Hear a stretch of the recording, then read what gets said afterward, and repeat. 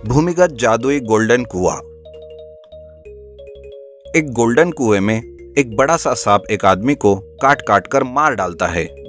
लेकिन आखिर उस सांप ने ऐसा क्यों किया? क्या है इसके पीछे की कहानी? चलिए जानते हैं एक भूमिगत गोल्डन कुएं की इस कहानी में। दरअसल ये एक बहुत पुरानी बात है। बसंतपुर नाम के गांव में शालिकराम नाम का एक आदमी रहता है। उसके गांव के पास ही एक घना सा जंगल होता है। उसे कभी किसी एक मांत्रिक ने बताया था कि इस जंगल में एक खजाना छुपा हुआ है, जिस वजह से वो खजाने की तलाश करने के लिए जंगल में जाता है।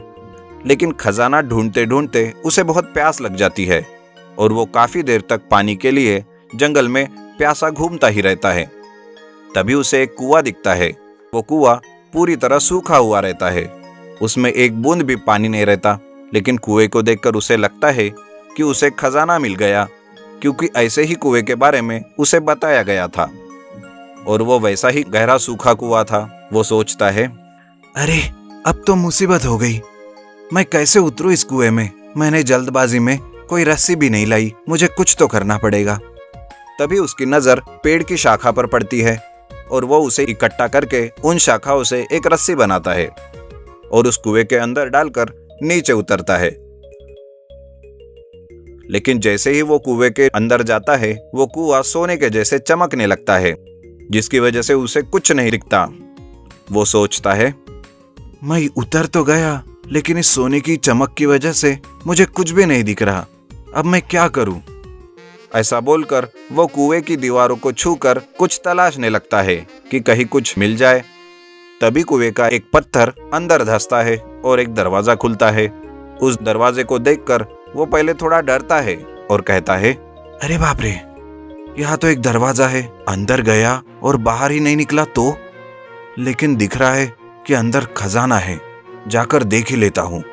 शालिकराम हिम्मत करके उस दरवाजे से अंदर जाता है और जाते ही वो देखता है कि वो पूरा भूमिगत कुआं सोने से बना हुआ है। ये सोचकर शालिकराम जैसे ही खजाने को हाथ लगाता है, वहां से एक बड़ा सा सांप बाहर आता है और वो कहता है, अरे मूर्ख इंसान, तू यहाँ क्या मरने के लिए आया है? नहीं नहीं, मुझे एक मांत्रिक ने बताया था, इसलिए मैं थोड़ा खजाना लेने के लिए आया।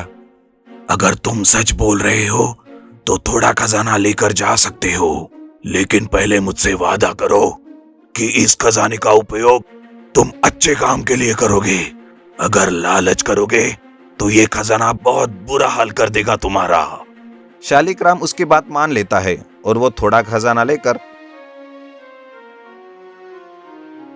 घर चला जाता है और सारी बात अपने घर में बता देता है। लेकिन उसका एक बेटा होता है। भुवन मन में ही सोचता है, अरे ये पापा भी क्या पागलों जैसे हरकत की है। उस रक्षक साहब ने बोला और ये मान गए। सारा का सारा खजाना ना ले जाने के लिए ही उसने ऐसा बोला होगा। पापा भी समझते नहीं बिल्कुल। कोई बात नहीं, अब मैं जाता हूँ और सारा का सारा खजाना लेकर आता हूँ। फिर भुवन एक दिन देखकर उस खजाने को लाने की तैयारी करता है। उसे देखकर उसके पिताजी पूछते हैं, अरे बेटा, तुम कहाँ जा रहे हो? पिताजी, मैं उस बाकी के खजाने को लाने के लिए जा रहा हूँ। नहीं नहीं बेटा, ये बहुत खतरनाक है। उस रक्षक साहब ने पहले ही कहा था कि लालच करोगे तो मारे जाओगे। अरे पिताजी, ऐसा कुछ नहीं होता। आप भी किसकी बातों में आ गए? आप चिंता मत कीजिए। भुवन अपने पिताजी के बात को टालकर उस जंगल में जाता है और कुआं ढूंढ के कुएं में उतरता है। जैसे ही वो उस खजाने के पास जाता है, वो रक्षक सांप आता है और कहने लगता है, अरे तुम्हारे शरीर से लालच की गंध आ रही है और ये भी पता चल रहा है कि तुम्हें पिताजी ने समझाने के बावजूद तुम यहाँ मरने के लिए आए हो।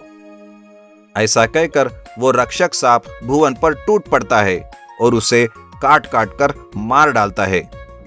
इस तरह से भुवन वही तड़प तड़प कर मर जाता है और वो सांप उस खजाने की रक्षा करने के लिए फिर से तैयार हो जाता है। तो दोस्तों, ये थी भूमिगत गोल्डन कुएं की कहानी। अगर ये कहानी आपको पसंद आए तो लाइक कीजिए, शेयर कीजिए और सब्सक्राइब करने के लिए ना भूलिए। धन्यवाद। धूर्त बिल्ली का न्याय। बहुत पुरानी बात है। एक जंगल में एक बहुत बड़े पेड़ के तने में एक खोल था। उस खोल में एक चिट्टा रहता था। हर रोज वो खाना ढूंढने खेतों में जाया करता था और शाम तक लौट आता था। एक दिन खाना ढूंढते ढूंढते चिट्टा अपने दोस्त के साथ दूर किसी खेत में निकल गया और शाम तक नहीं लौटा। जब कई दिनों तक टिड्डा वापस नहीं आया तो उसके खोल को एक गिलहरी ने अपना घर बना लिया और वो वहीं रहने लगी। लगता है अब वो चिट्टा कभी वापस नहीं आएगा, वो कहीं और चला गया है। ये खोल अब मेरा है, मैं रहूंगी इसमें। लगभग 2 से 3 हफ्ते बाद चिट्टा वापस आया। खा खा कर वो बहुत मोटा हो गया था और लंबे सफर के कारण वो काफी थक भी गया था। लौटकर उसने देखा कि उसके घर में गिलहरी रह रही है।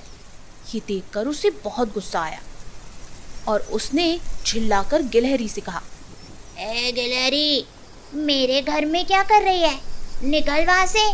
मैं 2-4 दिन के लिए इधर उधर क्या गया, तूने तो मेरा घर ही हड़प लिया। चिट्टे को इस तरह चिल्लाता हुआ देख गिलहरी को भी गुस्सा आ गया। उसने कहा, कैसा घर? कौन सा घर? जंगल का नियम है कि जो जहाँ रह रहा है वही उसका घर है। तुम यहाँ रहते थे, लेकिन अब मैं यहाँ रहती हूँ, इसलिए ये मेरा घर है। इस तरह दोनों के बीच बहस शुरू हो गई। चिट्टा बार बार गिलहरी को घर से निकलने के लिए कह रहा था, लेकिन गिलहरी अपनी जगह से टस से मस भी नहीं हो रही थी। नहीं जाऊंगी, नहीं जाऊंगी, नहीं जाऊंगी। अरे ऐसे कैसे नहीं जाओगी? मेरा घर है, तुम्हारा नहीं, मेरा घर है। तब चिट्टे ने कहा, इस बात का फैसला अब हम किसी तीसरे से करवाएंगे। उन दोनों की इस लड़ाई को दूर से बैठी एक बिल्ली देख रही थी। उसने सोचा कि अगर फैसले के लिए ये दोनों मेरे पास आए तो मुझे इन्हें खाने का एक अच्छा अवसर मिल जाएगा। ये सोचकर वो पेड़ के नीचे ध्यान मुद्रा में बैठ गई और जोर जोर से ज्ञान की बातें करने लगी। उसकी बातें सुनकर चिट्टा और गिलहरी ने सोचा कि ये कोई ज्ञानी लगती है, हम इसी के पास फैसले के लिए जाएंगे। चलो। उन दोनों ने दूर से बिल्ली से कहा, बिल्ली मौसी, तुम समझदार लगती हो, हमारी मदद करो जरा, और जो भी दोषी है उसको तुम खा लेना। उनकी बात सुनकर बिल्ली ने कहा, अब मैंने हिंसा का रास्ता छोड़ दिया है, लेकिन मैं तुम्हारी मदद ज़रूर करूँगी।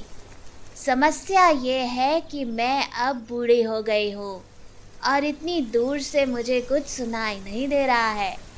क्या तुम दोनों मेरे पास आ सकते हो? उन दोनों ने बिल्ली की बात पर भरोसा कर लिया और उसके पास चले गए। जैसे ही वो उसके पास गए, बिल्ली ने तुरंत पंजा मारकर एक ही झपट्टे में दोनों को खा लिया। तो दोस्तों, इस कहानी से हमें क्या सीख मिलती है? कि हमें झगड़ा नहीं करना चाहिए। अगर झगड़ा हो भी जाए तो किसी तीसरे को बीच में नहीं आने देना चाहिए। ऐसी ही मज़ेदार कहानियों के लिए हमारे चैनल को लाइक और सब्सक्राइब ज़रूर कीजिए। शुक्रिया।